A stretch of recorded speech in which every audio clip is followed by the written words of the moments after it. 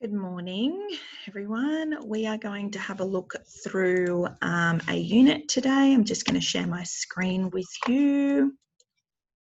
It is called CPPCL3003. So there's the unit there. Now, this is what your workbook looks like when you're working from home. So we're just going to have a quick walk through the workbook. Now, every workbook is the same or very, very similar. The content changes, the concept changes, but the layout of the workbook is very similar across all of the units.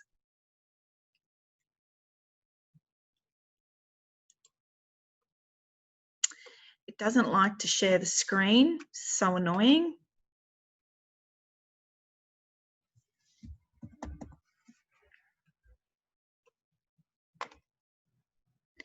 Okay, so now we're into the learner guide.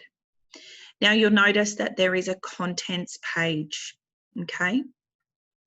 The contents page explains the content of the unit. It's what you're going to do. So you need to read through this and you need to understand each line. So having a look at each line and working through each line means that when you come back to this to find your answers, you're going to find them a lot easier. Having a look, we've got select cleaning products, diluting chemicals, sheets, chemical spills, routes of entry. Now, you might not understand what all of these mean, but you're going to be able to find them.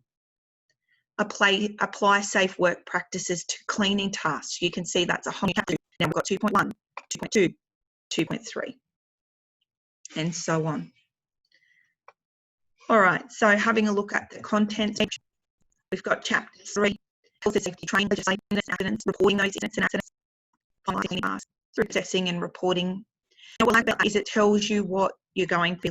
Then we've got a few pages of what we call mapping information or assessment information.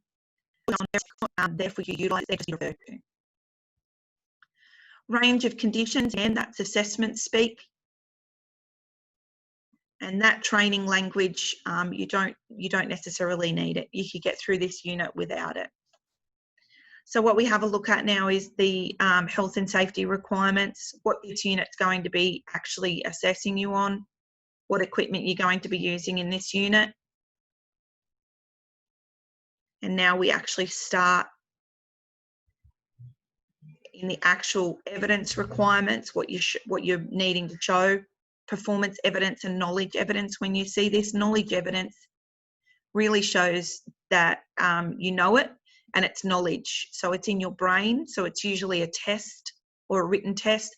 Performance evidence means you have to perform the action. So that's where we start to video and photo some of your activities. Assessment conditions. These are things that need to be available to you during your assessment. Again, this is mostly for the assessor. Now we're actually into the unit, okay? So plan and prepare work. This is chapter 1. This basically shows you the 7 sections you're going to be learning from. Now, when you actually get to the beginning of your first chapter, each chapter has this, by the end of the chapter, the learner should be able to. Now, I always highlight that. It tells me what I'm going to have to do at the end of this chapter. When I get to my question, it says list 5 examples of work instructions, identify who the instructions should be obtained from, and explain why it's important to use those work instructions during the planning process.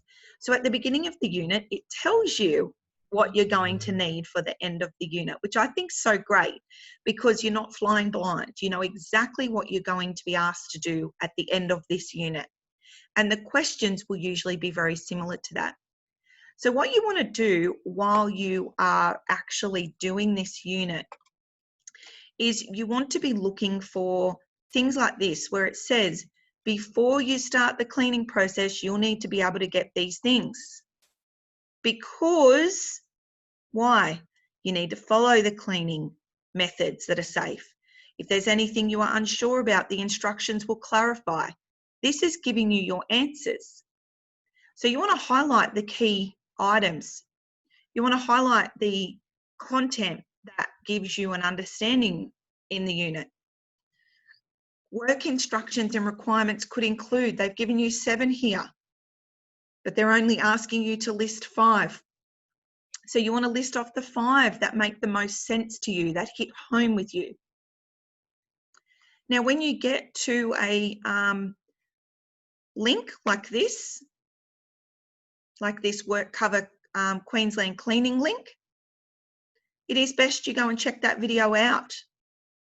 Okay, it's going to break up the content. It's going to make this course a little less boring because you're going to be watching some really cool videos. I like these videos. So you click on the video. If you're doing this online, you just click on the video.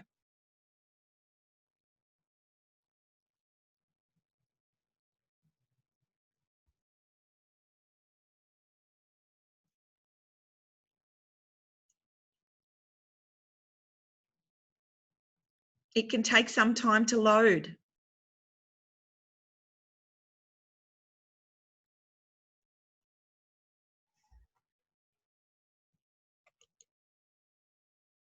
Once it's loaded, you can have a look through here. You can see, oh, this is the Work Health and Safety Workers' Compensation Regulator. This is work cover. Look at all these cool resources they've got about risk assessing, about safety, cleaning schedules, wet mopping, cleaning management. This is a great place to go and have a look around. Just have a bit of a snoop on your phone. Check out some of the things that they've got. You know, what are cleaning methods, cleaning schedules, how to stay safe while cleaning. This is a really good website. So, you know, while you're doing the unit, you're going to come across these things where you're given an opportunity to learn a little bit more. Now, the best way to absorb information is to become actually interested in the unit.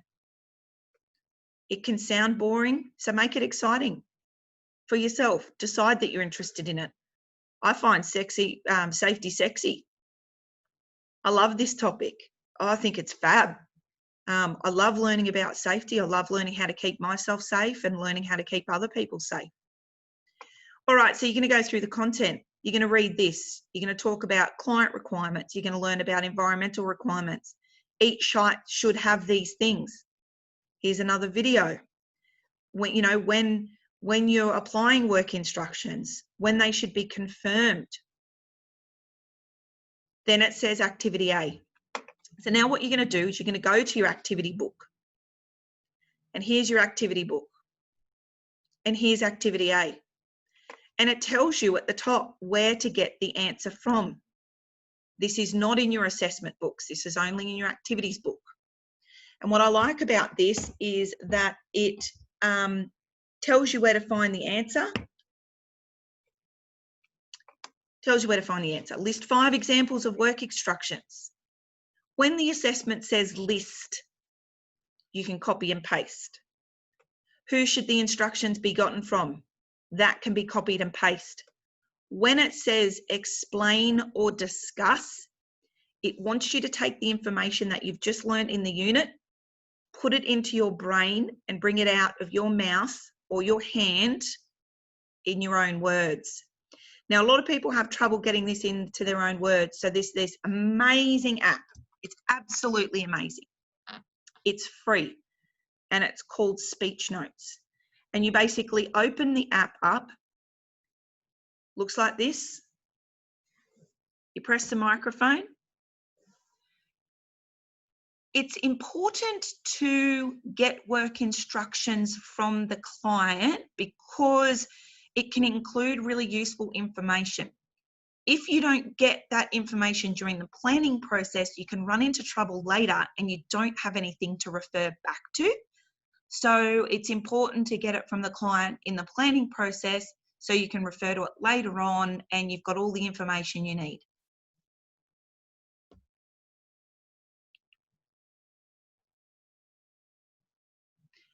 You press the microphone again and it has the whole answer typed out. So any of you are saying, oh, I find it really hard to write it down. That's fine. Talk it through. talk it into speech notes. And now just copy the answer over. So the answer to that one, anything like that that says explain or discuss, you're telling me a story. And the answer should make sense without the question. So you're almost repeating the question as an introduction. Why is it important to have work instructions? And you would type in here, it's important to get work instructions in the planning process because when you're answering questions that ask you to discuss or explain, remember who, what, where, when, why. Who are you talking about? What are you doing? Where's it happening? How's it happening? When's it happening? So when you see these questions, you need to explain, and it needs to really make sense. Explain what a hazard and risk is, okay? Tells you where to find the answer. A hazard is the thing that can cause you harm. The risk is the likelihood that it will. So I've got my laptop in front of me. It's not going to electrocute me, very low risk. But if I now tip my coffee on it and put a butter knife in it to fix it, the risk just went up. The hazard doesn't change. The hazard's the thing. The risk is the likelihood it's going to hurt me. List 5 examples of hazards that might occur. They are in the book. They're asking for 5. Suggest 6 questions you ask yourself. Again, it's in the content, tells you exactly where to get it from. Refer to the following case study. Gives you all the information you need in the case study. So it's really important to read the questions properly. Now we're at 1A at the moment. So here it's turned into 1B. So when you see 1B, you've got to go back to the content because you're at 1A. You've got to read the content by the end of this chapter. So every chapter has this. This is chapter 1.2. By the end of this chapter, you'll learn to assess hazards and risks. There's the list there. Don't go to Google to answer this. Don't try to answer them in your head because what I want to see is these listed.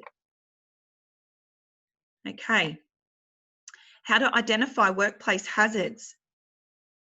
In order to assess workplace hazards, you should ask yourself the following questions. There's that answer. List 5 examples. 6 questions you should ask yourself to assess the workplace. There they are. So these are great. Case studies. So what you're doing is you're taking the information from the book and the case study and you're giving me an answer. It says identify the steps Will should take to control the hazard according to OH&S as well as the company's guidelines. So they're both. So you're bringing it together and telling a story. Another case study. I love case studies because you can read them and highlight them and it says answer the 3 questions so you know exactly what you're being asked to answer. Select 3 different pieces of equipment that will be required according to the job. List the steps Catherine must take to check the equipment for faults and ensure serviceability. How should Catherine report the faults? You know, you get stuck, you go, oh, I don't know. How should Catherine report the faults? I don't really understand what to do. And it says here, if faults are found, Catherine must remove the piece of equipment and report to the cleaning manager via a fault form. So it gives you the information. You have to read the question carefully and then read the content carefully. Always go to the content first, not the question. The question will not help you. The content is what you need to understand. Now you'll come to ones that says identify a cleaning task that requires the dilution of a cleaning product. Outline how you would do this, including the appropriate ratio according to the manufacturer's specifications. For this one, you can just find something in your house under your sink. I really like disinfectant. Disinfectant is cheap, everyone's got it. So I'm going to disinfect it or I'm going to bleach the toilet. That's another one. Everyone's got toilet cleaner in their house. Tell me what the task is. I'm going to clean my toilet. I'm going to clean it with this chemical. The bottle says.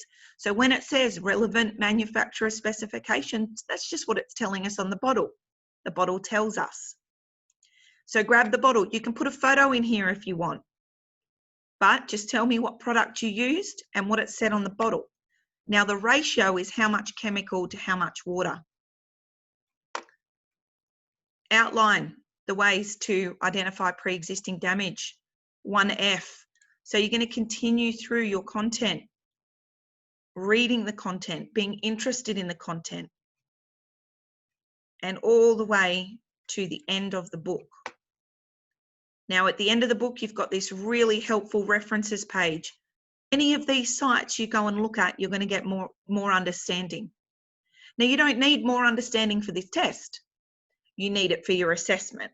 You need to be able to tell me how you're going to keep yourself and everyone else safe during the planning process, doing the cleaning. And this unit will help you in lots of industries, not just cleaning. So when you get to the end, you've got all your questions, you get right to the end, and it finishes up, end of assessment.